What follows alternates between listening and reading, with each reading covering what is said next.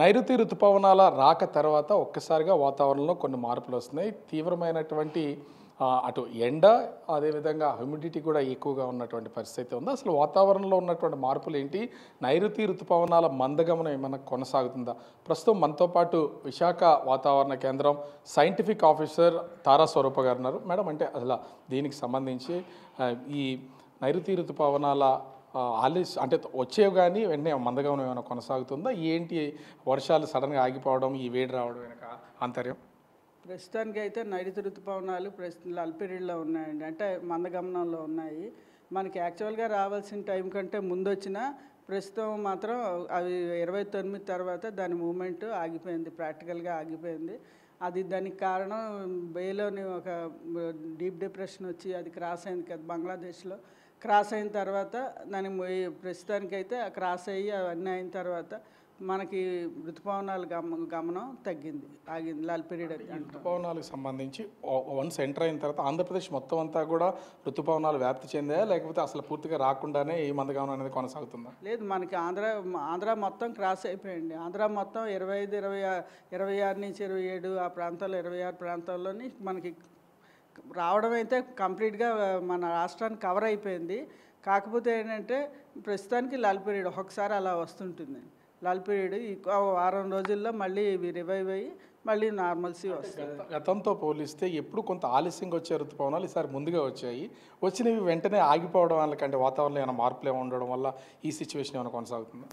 ఎప్పుడు కూడా లేట్గా వచ్చినా ఏదో ఒక సిస్టమ్ ఉంటే బే ఆఫ్ బెంగాల్లో అది ఫాస్ట్గా పైకి రావడానికి అవకాశం ఉంటుంది.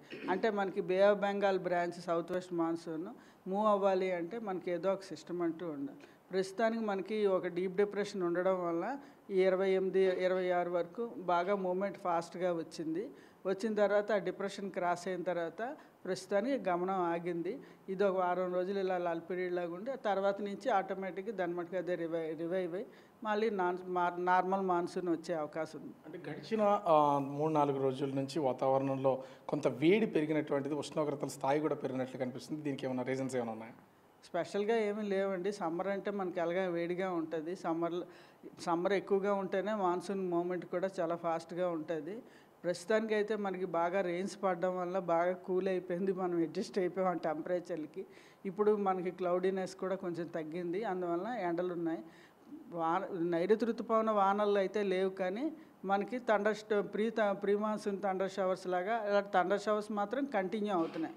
మొత్తం స్టేట్ వైడ్గా రాయలసీమలోని మనకి మొత్తం south coastal Andhra Pradesh, north coastal ఆంధ్రప్రదేశ్లోని మనకి థండర్ షవర్స్ అయితే ఉన్నాయి. నార్మల్ మాన్సూన్ రెయిన్స్ మాత్రం లేవు, అంతే. ఈ ఒక్కపోత అసలు కారణం ఏంటంటారు? గాలి ఉండట్లేదు, తీవ్రమైనటువంటి ఒక్కపోత. ప్రజలు కూడా ఎట్లా కొన్ని జాగ్రత్తలు తీసుకోవాల్సిన పొజిషన్ ఏమన్నా ఉందా? ఇది అంటే సహజంగా జూన్ 15 వరకు ఈ ఉష్ణోగ్రతలు కొనసాగే అవకాశం కనిపిస్తుందా? ఇంకో 1 వీక్ వరకు ఇదే కండిషన్ కంటిన్యూ అవుతుందండి. ప్రస్తుతానికైతే హాట్ అండ్ హ్యూమిడ్ కండిషన్స్ వల్ల మనకి ప్రజలకి ఇబ్బందికరంగా వాతావరణం ఫీల్ అవుతున్నాం మనం. ఆ హాట్ అండ్ హ్యూమిడ్ కండిషన్స్ కూడా ఆఫ్టర్ 1 వీక్ రివైవ్ అయ్యి అప్పుడు మళ్ళీ మాన్సూన్ రివైవల్ అయిన తర్వాత మనకి కంఫర్ట్.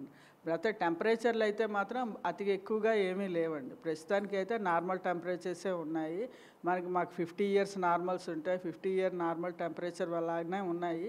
కాకపోతే ఏంటంటే మనకి హ్యూమిడిటీ బాగా ఎక్కువయ్యి ఈ సీజన్లోని, కాబట్టి మనకి ఇబ్బందికరంగా హాట్ అండ్ హ్యూమిడ్ కండిషన్స్ వల్ల మనం బాగా ఇబ్బంది ఫీల్ అవుతున్నాం, అంతే. సో అంటే గడిచిన వారం రోజుల క్రితమో అటు బంగాళాఖాతంలో ఏర్పడినటువంటి వాయుగుండం అటు బంగ్లాదేశ్, పశ్చిమ బెంగాల్ మధ్య తీరం దాటిన తర్వాత ఇంచుమించుగా 29 నుంచి కూడా ఈ నైరుతి ఋతుపవనాల మందగమనం అనేది కొనసాగుతుంది. ఇంకా ఒక్కొక్క వారం రోజులు ఇదే విధంగా ఉంటుంది. తర్వాత ఖచ్చితంగా మళ్ళీ వర్షాలు కురిసే అవకాశం ఉంటుంది.